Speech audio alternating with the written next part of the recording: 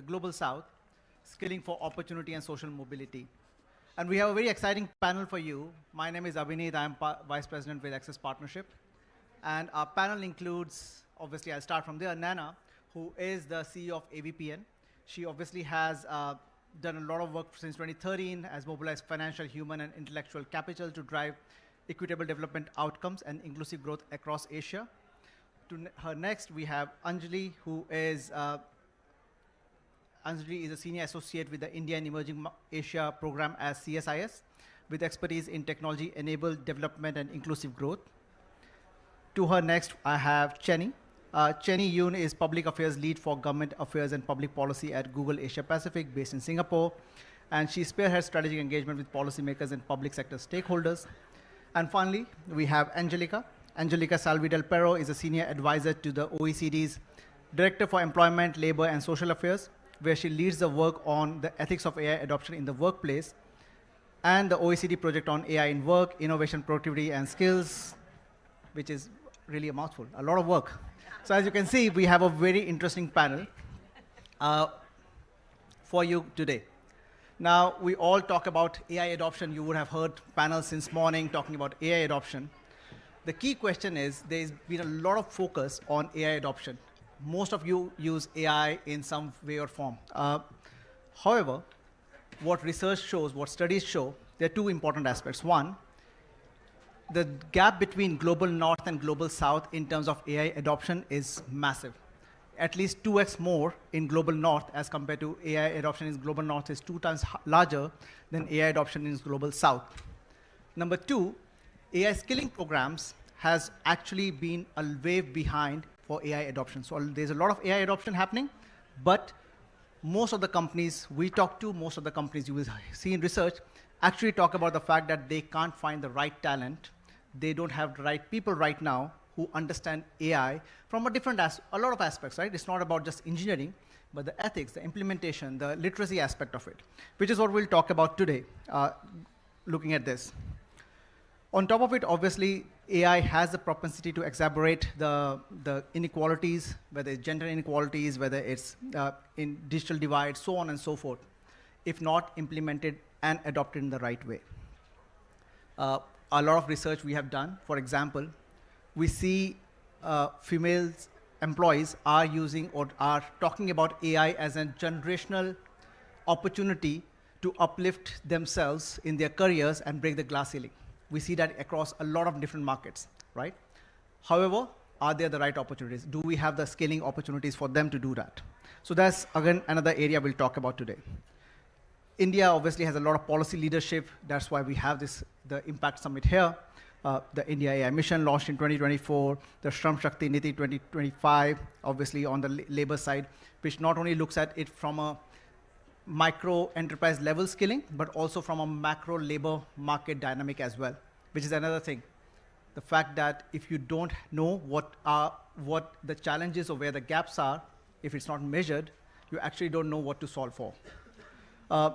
DPI approach, for example, you would have heard a lot of sessions since morning. We have talked to a lot of people recently outside the rooms as well, looking at how India's approach to DPI to AI development is very unique, something which can easily be adopted throughout the world.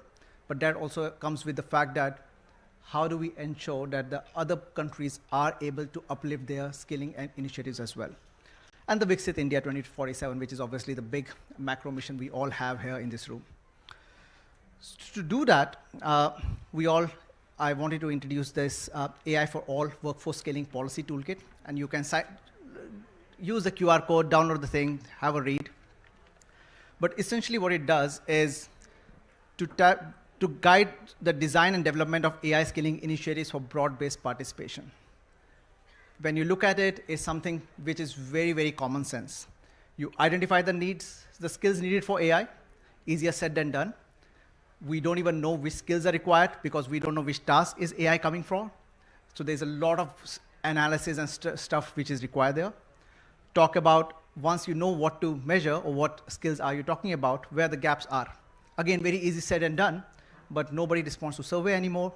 So how do we actually do that? So that's the other part. We talk about, so once you know the gaps, what are the implementation, how do we implement a workforce skilling roadmap? So that's another thing which the toolkit talks about.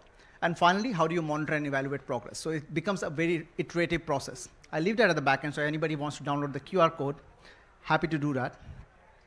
So what we'll talk about over the next 44 minutes, as per my clock, are a few different areas. Maybe I'll start with generally talking about the government and multilateral perspective on workforce readiness. And maybe I'll start with you, Angelica. In your work on analysis of labor markets, what are the most pressing emerging AI-related skill gaps that you see both globally and across the global south? Thank you. Thank you very much, and thank you for having me here today. So I would say that skills are going to be one decisive factor for workers and employers in their opportunities to benefit from the adoption of AI. There are three main findings from our work that I want to bring here today. One is that a lack of skills is holding back the adoption of AI. Two, that AI is obviously changing the type of skills that employers are looking for, and I'll talk about that in more detail. And then three, that training is becoming the most important lever to give employers and workers the opportunity to use AI and benefit from it. So taking one point at a time, the first on lack of skills being a barrier to AI adoption. In our surveys, we see, for example, that we did a survey of manufacturing and finance firms at the end of 2022. 40% of them said they couldn't adopt AI because they didn't have the skills in their workforce that they needed. And in a survey of SMEs that we did last year in 2025, 50% of the SMEs are saying this. In terms of the second point, so the change in skills needs, we find that AI is really raising the bar for skills. Employment has grown faster in the jobs and occupations that are most exposed to AI. And these are jobs where AI tends to complement workers, so therefore the demand for these skills increases. And this, so the overall, this is a trend, right? That we are requiring more highly educated workers than before. And the third key message is about the need for policy to be the pipeline of high-skilled workers. And this is, and importantly, not all about coding or AI specialists. That's only about 1% of the workforce. We need to think about all of the rest of the workers that are going to be needing to know how to use AI. So these are skills about understanding data, analyzing it, but also applying really AI tools to their own jobs in the various specifications they have, and then understanding the limitations and potentials of these tools. And so to conclude rapidly, basically investing in retraining and upskilling is going to be the challenge really for policymakers. And these investments are already paying off. We find that about half of the workers say in the surveys we did that they are receiving training from their employers. And when they do, they have better outcomes in terms of the impact of AI on the quality of their jobs and on their performance. So what does it mean? Well, it means, first of all, doing training in the topics that matter, as we said, but also doing it in a more modular and flexible way so that people can do it throughout their lives. And in ways that are less attached to the specific job contract they have. So what I'm getting here at is training needs to be available for temporary workers, workers in the informal sector, platform workers, not just full-time employees, as it tends to be right now. And then a last point on the recognition of qualifications. So especially when you think about microcredits, these credits need to be easily certified and acknowledged by potential employers so that these skills that are gained can be then used to find other jobs, both in the country and across. So this collaboration across countries is really important. And it's what's going to give countries, especially those in the global south, an opportunity to move from up the AI chain, from low value added AI jobs and activities to higher value add ones. Thank you. I think you raised some very interesting points. I think the platform workers is an important one. We do keep talking a lot about the white collar jobs, but AI isn't just coming for them. AI is coming for a lot of other jobs as well. I think you also talked about the importance of the role of employer-employees contract or the social compact between them to understand what's the role for each of the parties there. Jenny, maybe I'll come to you. There's a lot of focus on the fact that the labor impact of AI is very nuanced, right? Some studies say 40% of the jobs, global jobs, will be enhanced, transformed, displaced by AI. Some studies say no, people with AI skills will displace people without AI skills, which is, the new thing these days. In your experience, where do you see, which roles do you see are transforming the greatest, and which areas do you think will require the greatest mitigation interventions? Great.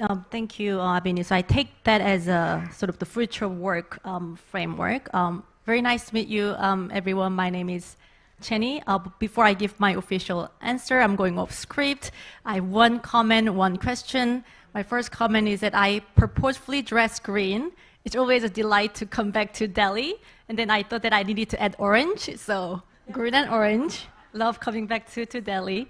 My first time, thank you, in Bharat Mandapam. And I want to thank all of you for coming here, taking the time to listen to some of these conversations on the latest on the deployment and development of AI. So thank you for that. And my question is, do you all use AI products every day? I use Gemini, or for that matter, any other AI products. So if you're nodding to this question, I think you're doing a great job. You are actually on the front line of people who are on this AI race, who are thinking about what does the future work mean to me. And I've been in this private tech sector for 8 years now. And when I think about my parents, I'm originally from Korea. I'm based out of Singapore. I'm working at the Google Asia Pacific headquarters. And so my parents, they were born in the 1950s. And whenever my father asks me, so what do you do? And I tell him what I do, and you realize, so this job that I have didn't exist in my parents' generation.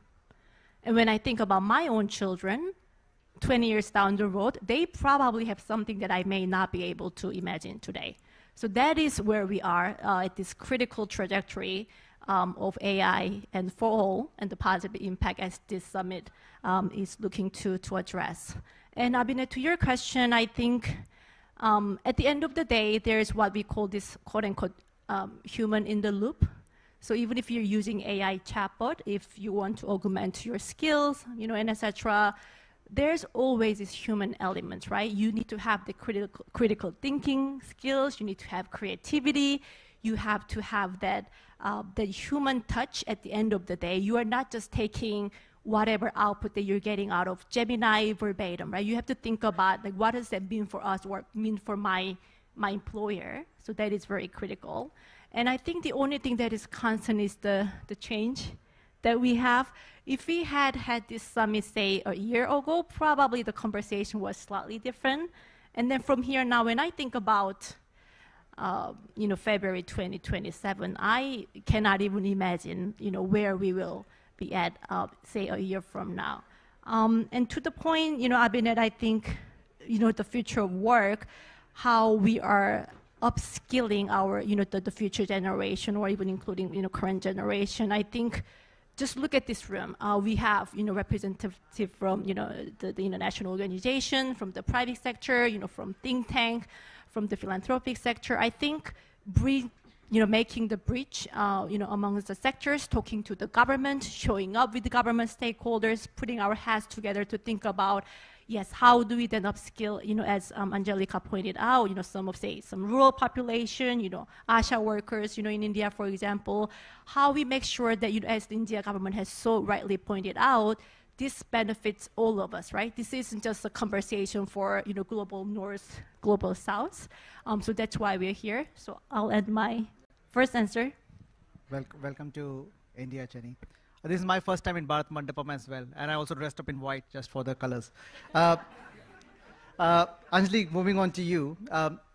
In one of your commentaries which you had written last year, You talked about how 54% of South Asian youth lack skills for decent jobs, which could erode labor advantage. We do talk about the demographic dividend for most of the global South countries, in South Asia included. How do you see the reality shaping AI skilling priorities in global South? Great. Thank you again, and it's a pleasure to be here with all of you today. When I wrote this piece a few months back, leading up to the AI Summit, I was really thinking about how we reframe the statistic of 54%, right? This is not simply a skills gap, it's really a systems mismatch. And this is also really obvious by looking around you at the AI Summit and how many youth you see attending this summit, even just on the first day. And across South Asia and much of the global South, millions of young people are entering labor markets that were already struggling to absorb them, even before AI began reshaping entry-level work. So what does that tell us? It tells us that our response must reflect three structural realities. And this is really about high informality that we're seeing, the labor mobility, and institutional capacity. That these are all framing constraints that we're facing in order to be able to capture the labor market that's shifting, but also the young people that are looking for jobs in this shifting environment. So let's first look at foundational AI literacy at scale, which we really truly see as a key component here. And this, I'm not talking about advanced coding, I'm not talking about elite boot camps, none of this, but really short, modular, mobile-first programs in local languages that teach workers how to use AI tools safely and productively in their existing sectors, right? So this is portable, stackable credentials that any worker can take with them, not the employer, and because we recognize that labor mobility is high. But we also need to be realistic, right? In informal economies, AI adoption will not primarily happen through classroom training. It will happen through embedded tools. And so those are tools that people are using every single day. That's things like AI built into WhatsApp business tools. It's helping small vendors share customer messages. It's AI embedded in digital payment apps that we know exist across India that track sales trends and suggest inventory levels. Or AI crop advisory systems delivering localized farmer guidance. So for many informal workers, AI will function as infrastructure, not as a standalone product. And I think that's really important for us to recognize. And the worker is not going to be learning AI, for instance. They will use a tool that quietly improves pricing, inventory management, logistics, or credit access, for example. The next piece we need to think about is productivity-focused skilling. And so what I mean by that is 70 to 80% of employment in the global South is in micro or small medium enterprises. And so in these sectors, displaced workers will be entering them and intensify competition and compress incomes. So we need to be prepared for that. So AI skilling needs to be paired with tool adoption specifically through partnerships with different kinds of financial tech platforms, agri-tech startups, different types of software providers for small and medium enterprises. And governments need to be enabling adoption through co-financing a lot of this, through regulatory clarity, through integration with digital public infrastructure. And then lastly, we need to think about institutional agility. So vocational systems like the ones that exist in India, like the ITIs, they need to be adopted and adapted for what's to come. Right now, what exists with ITIs is really meant for slower industrial cycles. It is not meant for where AI is right now. So we need an annual skill gap review. We need to think about instructors retraining their skills every 18 months. And so this is where I really see AVPN's AI Workforce Skilling Policy Toolkit stepping in, because their emphasis on contextualized sector strategies and agile review cycles is really going to be able to show us how we translate these types of frameworks into measurable income mobility on the ground. And so I feel like with embedded low friction adoption models and institutional reform, AI can actually raise productivity and income resilience. And so that's the policy choice in front of all of us. Thanks, Anjali. Nana, coming to you. we hear both sides of the equation. We hear from the students that they don't know what to learn because there's obviously a lot of stuff happening. So a lot of them are going either for vocational training or for hard sciences, for example. And also on the employer side, they don't know where to start, right? And I believe obviously the toolkit is a good starting point for a lot of folks. But from your perspective as, you know, you have deep networks across philanthropy, social investments, private sector ecosystem development. How do you see the role in linking governments, NGOs, all of these things? How do you think the skilling initiatives can effectively reach underserved communities and or obviously medium and micro and small medium enterprises? Thanks, Abhineet. So I think, you know, what the speakers before me have said are very true. We need to look at how do we reach the most marginalized, the ones who are most affected. How do we actually embed these tools? How do we actually really look at, well, you know, really interesting that all of you in this room are using AI tools right now, as Shani did a dipstick test. But I think for us, especially given that we're sitting here in India, we need to be figuring out how AI skilling is really reaching those that are not sitting in this room. And that's where, you know, the workforce will come from. That's where the economy will grow from. And that is very much an ecosystem approach. It's not really one thing followed by another thing, followed by another thing. The other thing we have to be very clear of, especially in markets like India, is that we scale what works locally, not what looks good globally. I think that is very, very important. So for us, in order to do that, we have, you know, we've launched this policy toolkit, which please do scan the QR code, please tell us what you think of it. But it's been really great. We have a partnership with Google, with the with the Asian Development Bank, and we are doing this AI Opportunity Fund. We're in phase 2 right now, which really is looking at working with organizations across the ground to reach those who are left out, who are not in the conversation right now in this room. And I think that's where, you know, Anjali said this, I think Shani said this, I think Angelica also said this, is that it's important that we work with workers, with MSMEs, and actually with women. So we did an AI landscape mapping across Asia, and actually less than 10% of the AI technology even reaches women. So I think, you know, having a gender lens is crucial. So not just looking at the most marginalized, not just looking at workers, but also looking at women and how do we actually reach women. As I said, I think for us, everything starts on the ground. How do you actually listen to people on the ground and figure out what is it that they need to do? How do we actually keep gathering feedback and real life stories and look at training that will actually reach them?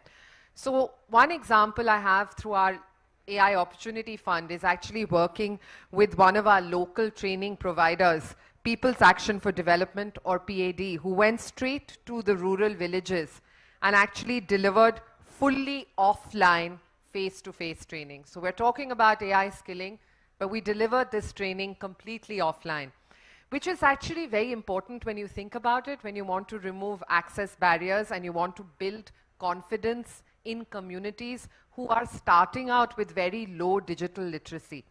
So the result, more than 4,000 villagers actually completed their training, and they actually used AI tools like Gemini.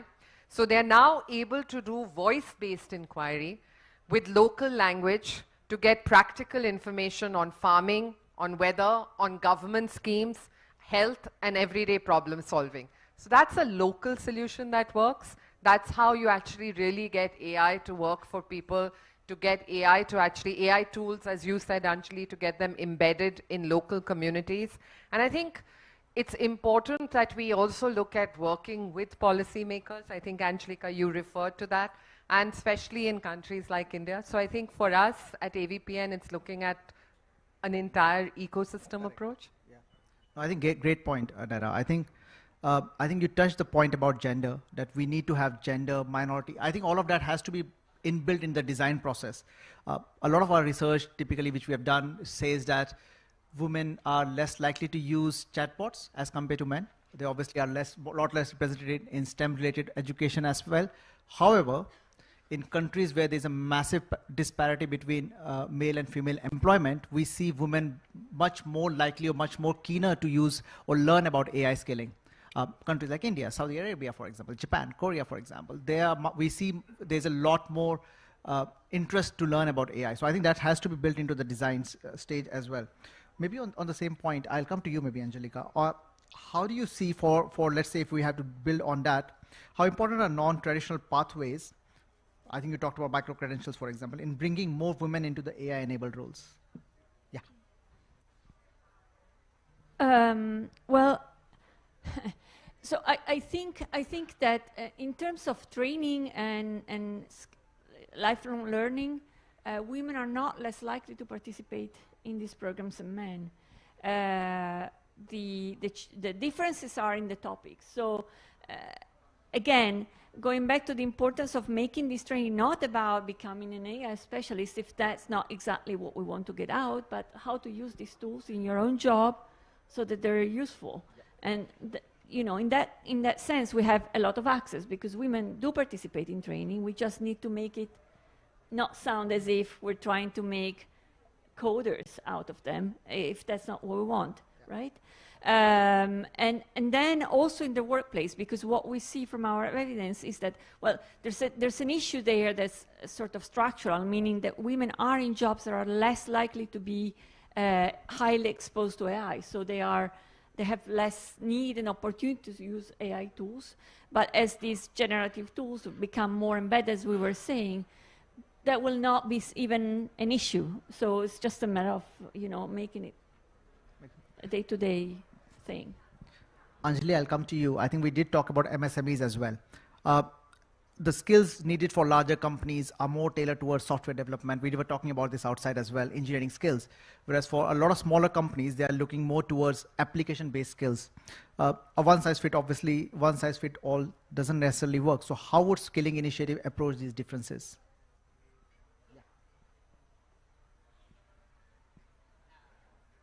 Sorry.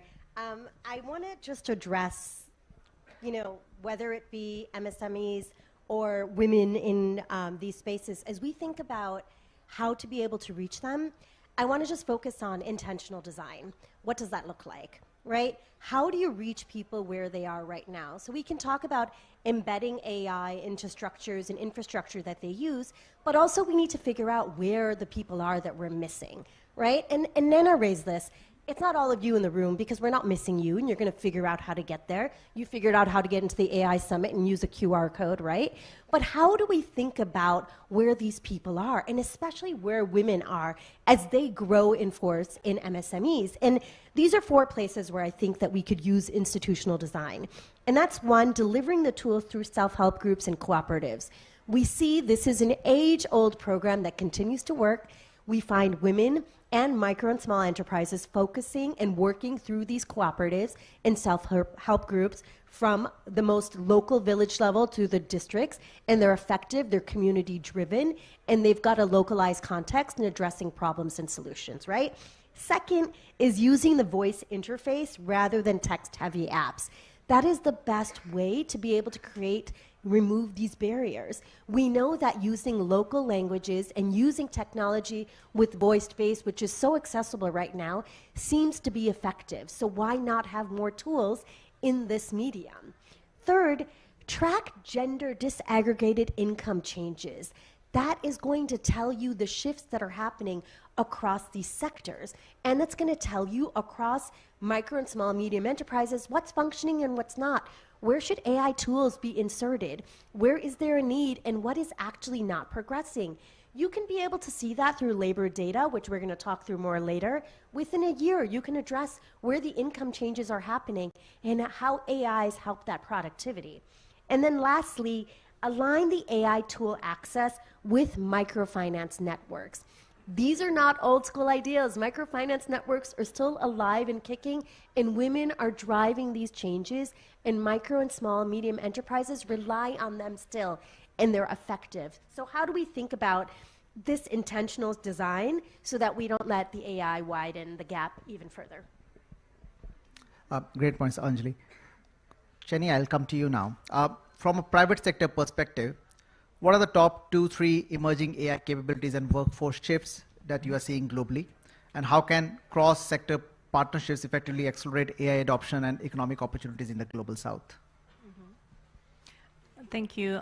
So I think in terms of the cross-sector partnership, I mean, I alluded to a little bit about, just look at this panel. And also, if you look at the gender ratio, we're very happy. We have all women panel. So I actually want to go back to the AI Opportunity Fund, Naina. So for those who are a little less familiar with what she introduced earlier, so this is AI Opportunity Fund with the support from Google, the Asian Development Bank. Our partner ABPN is rolling out this skilling initiative. This is not just India, across the entire Asia Pacific region. A total of 27 million US dollars.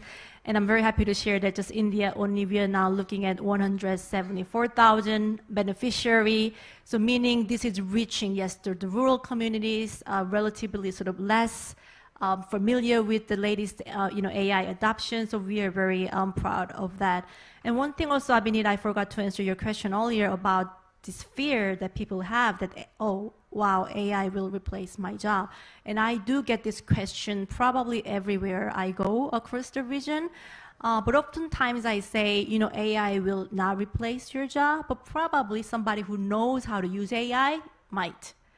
So there's a lot of food for thought when you think about, you are not competing against AI. AI is augmenting your capabilities, right? Basically, if you have a cell phone, and also if you have been using Google products probably in the last decade, AI is already part of your life, right? So whether you use Gmail, Google Maps, so the first app that I opened when I land, the airports, Google Maps, Gemini, obviously. So I think that gives us a bit of perspective. And also I like giving real life examples if it's helpful for the people here to basically draw the picture. So this is live testimonial, college students majoring in cinema and filming. And then they say, if I have the freedom to talk about more Google products, they say, hey, Chenny, we used Gemini and VO3, which is a video creating tool. And with just a couple $100, they were able to create this short film, which was created entirely by AI. And they were referring to how that actually removed the barrier to entry. If they didn't have this support from AI, it probably would have cost them an entire professional studio, staff to actually film, the movie, and also the actors to be in the movie, and etc. So they did say thanks to AI. So these are like college students. As I speak, they say the barrier to entry doesn't exist anymore. So I think this is a great example of how people are. There isn't like a traditional or one fixed idea of AI upskilling. I see we hear all of these different sets of testimonials from students, in their 20s, how they are actually going out of their traditional way of how will AI help my job hunting, for example, or my career growth. So these are some of the live examples. I think I won't mind AI taking some part of my job. Or it would have made the food ordering process more efficient. I would have definitely loved that. Before I come to you, Nana, quick question. I think we did have, like, most of you use AI. How many of you actually find AI saves you time? And how many of you think that you're spending less time in office because of that? Okay, see? Well, which basically means that you are doing more revenue, so it's a good for productivity. But if you are saving time, please use that time to learn more AI skills. That should be the important aspect. But Nana, coming back to you, from your experience, what are some effective strategies for designing AI skilling initiatives, as you said, that are locally relevant and can reach underserved communities in Global South? I think you talked about some of them, so I'm just trying to think, how do we align all of that? So I think Abhinit, just based on the question that you asked, I think, that's where the AI skilling is really important. The majority of this room put up their hand where they felt that AI actually saves you time, or you use it regularly and you find it efficient. But I think there were just 4 hands that went up that said it doesn't really make you spend less time in the office. And I think that's the telling example. I think the skilling needs to be very much tailored and very specific to what is it, the problem that you're trying to solve. And that's what we've done with our AI Opportunity Fund Phase 2. So Phase 1 was basically a train the trainer model. And we went ahead to say, let's train all these trainers who can reach the last mile, who can reach those people who are not here. But when we did Phase 2, we actually went a little bit deeper, used the learnings from Phase 1, and then designed Phase 2 to be much more efficient, which was really looking at how do we empower these training providers to design their programs based on what we learned, which is what we learned today, that yes, everyone uses AI, but it doesn't make you more efficient at work. So our local training provider in India, for example, in Gujarat, Junior Achievement India Services, trained more than 52,000 workers. It was a 15-hour curriculum delivered in person with a 2 to 3 day sort of in-person model. And what was the differentiator? The differentiator was relevance. The curriculum was sector specific and designed for businesses like food processing, beauticians, and micro entrepreneurs who had, so it had practical outputs like how do you produce a logo? How do I actually produce a price list? How do I actually use AI to help me with packaging and with promotions? Tools that the businesses already used became the gateway, and as Anjali said, it was voice-based. So voice-based AI in Gujarati, which made AI accessible for the first-time users, and I'm sure if they were in the room, they would actually tell you that the time that they spent doing their work was less, I hope at least. Which basically means that you are doing more valuable stuff as you go along, right? So that's obviously the hope, or you are spending the time learning more AI skills and not watching Netflix. That's ideal situation. Anjali, coming to you, you did talk about the labor data aspect, right? So in your analysis of AI and the global south, what are the biggest blind spots in existing labor data that risk distorting AI skilling priorities? Great. I don't know how many people pay attention to labor data. I don't know if it's relevant to you. I don't know if you look at it based on what you see produced annually. But when I started looking at it, I started seeing that our labor data globally, especially in the global south, was built for industrial era economies, right? So what I'm trying to say is that AI changes tasks rapidly, sometimes quarterly, but most countries track employment annually by broad sectors. And so what I'm seeing is that there are three major blind spots in labor. The first is the informal sector invisibility, right? So in many global south economies, most workers are informal, yet they lack real-time productivity and AI adoption data in micro and small medium enterprises. Second, what we've spoken about a bit today is the gender invisibility. So women's unpaid care work, we know, all should know about this by now. We've been talking about it for decades, but their home-based production and agricultural labor are still often undercounted. And then third, it's the outcome distortion. So systems track enrollment and certification, but they rarely 6 to 12 month income mobility is tracked or employment stability is being tracked, right? So the question is, given these factors, how do we fix this in low capacity countries? Because many people in the room will tell me, great, these are big problems. How do we actually do this? We could do this in the US. But we don't start with national AI-powered labor dashboards. We start incrementally. And I really think this is where change can be created. So let's think about sector pilots. For example, in agriculture, partner with an agri-tech platform to track adoption and yield changes among participating farmers. I know in India we have so many apps for farmers right now, and so many different apps. Get your crop here, go based on this temperature. But imagine an AI functioning app for a group of people that would depend on it so holistically that could actually change productivity, right? So second, leverage the existing digital rails. Things like Mobile Bunny platforms, super successful in India, but also across South Asia as India takes this platform to other global South economies. and use the digital payment systems to generate transaction level data that can indicate income patterns without new bureaucracies. And then lastly, require skilling programs to track income change.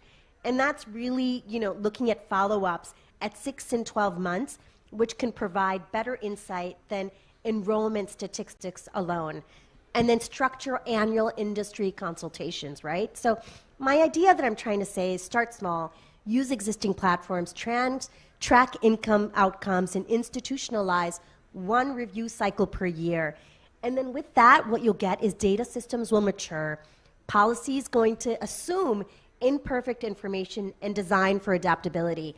The reason why I stress this so much is that you're not going to see the impact of AI on labor and on income unless you start tracking it effectively. And so it's really essential, especially for the informal sector.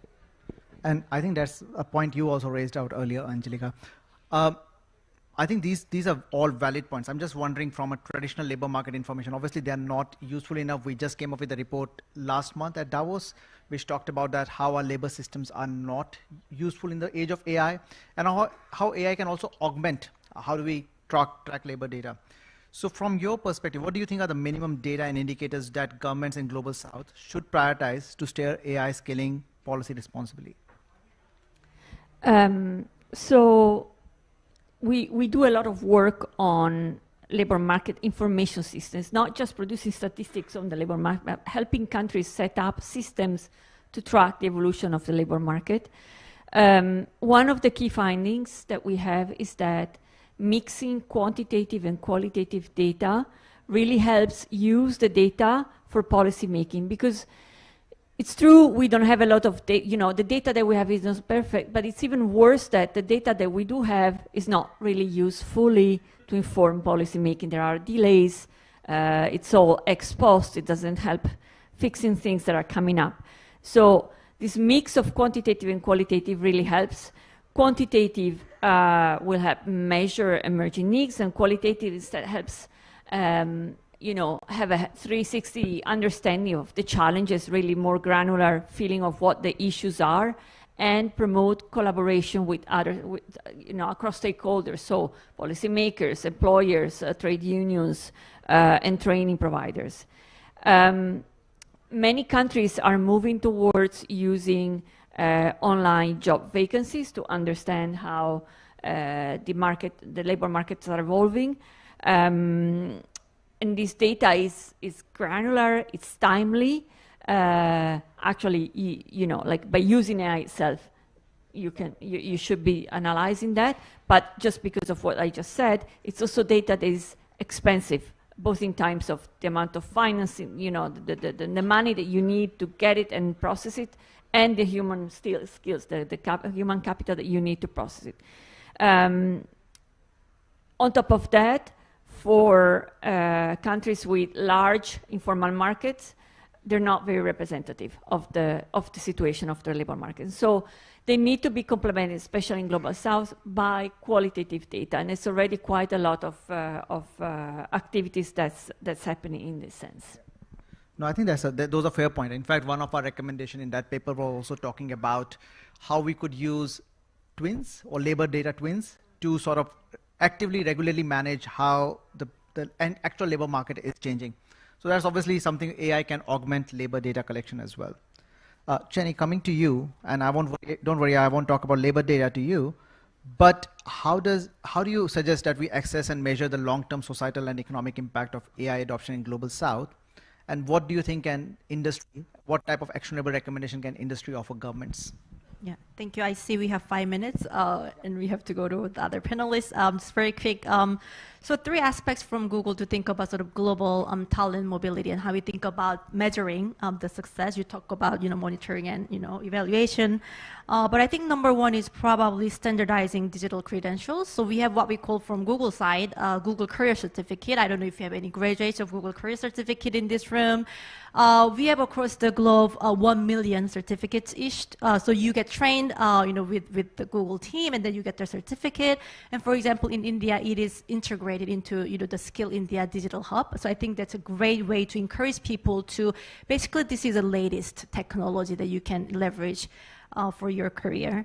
And number two is, I will say, agile governance for skilling and keeping pace with what is the latest, like I talked about, the development and deployment of AI.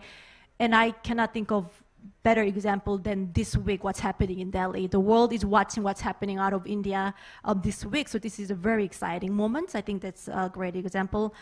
And number three is a bit of sort of regional mobility frameworks. I think one of the panelists talked about, inter-country, support and sharing knowledge is also crucial. So going back to the AVPN example, I think regionally to think about a bit of mutually recognized framework. So we don't just think about India. I think I think one of the panelists talked about how they are doing this in Singapore, right? In Japan, in Korea, and etc. So I think looking at it, sort of the broader region, that really helps us to stay focused on what's and how we can leverage the best that AI can offer. Yeah, and that's a fair point. I think there's a lot of lessons which a country like India can teach the world. There's a lot of talent. We keep talking about demographic dividend, which we obviously need to use. But that's something which we can teach the world and obviously learn from the world as well as to what's working in different parts of the globe as well. We're down to our last 3 minutes. What I'll do is I'll just go through the panel, ask you one thing which you think we should have solved by Feb 2027, 1 year from now, when the next similar session happens. I know Chenny said she doesn't know how the future will look like, but I'll go through that. But while I do that, while maybe you can think about it, I would want to obviously encourage everybody in the room, please download the toolkit, use it in your organizations, talk to your countries, figure out how you can deploy this, check out all the great work AVPN and the team is doing, look at what all the great work CSIS and Anjali and her team are doing throughout the world, including how they are helping countries, companies upskill themselves.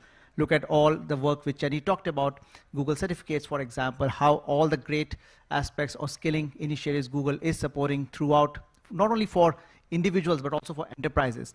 And also, obviously, from Angelica and her OECD team as to how they are bringing the best of knowledge from the global, not only global north, but across the world to all the talking about labor market as well. So maybe, Nana, I'll start with you on what do you think, one thing which you think we should be doing by 2027? So I think we should be looking at AI skilling with some careful research. I think every country right now talks about AI, and AI is something which brings in a lot of people. But AI is not firstly a fix for everything. We need to be clear what is it that we are going to try to solve, and then intelligently use that AI to solve it. So I feel like if we can do that, by 2027 February, we'd have made a huge sort of progress, especially in Asia, which is, got the advantage to try and really figure this out with research, with seeing what has worked and not worked in other parts of the world. Anjali? Great. I think that the labor mobility piece is going to be really important. So I'm hoping by next year this time, we're going to recognize that the labor workforce is going to be moving between informal and formal sectors. And how do we make sure that the AI literacy is portable as a result, addresses both sectors effectively? Jenny? Yeah, I want to introduce what's called Health Bunny by Google. So this is an AI-powered voice tool that democratizes medical information by communicating that information and knowledge in the native tongue, in different languages, right? So you don't have to be able to speak English to understand. It is bringing that information in your native tongue. And I want to go back to Anjali's point earlier. There's this amazing impact if you can access that information by voice. Not everybody has the luxury to open their laptop, have the desktop, or have the latest version of Pixel or iPhone. So I think that these voice models are really something that I'm very excited to continue to watch out for. Yep. Angelica? I would maybe say that I would like to see expanded, certified micro-training on how to use AI in, say, top 50 jobs. And also acceptable by employers, right? I forgot to say this, but if you don't know more about Access Partnership, please do also check us out as well. My wish for 2027, when I was looking at when we were planning this, was that we will have more women in our panel like this, but we already have a good thing, which is obviously houseful, which is I'm very happy to be the diversity candidate today. So thanks a lot, everyone, for your time, and I hope you enjoy the panel. Just on time.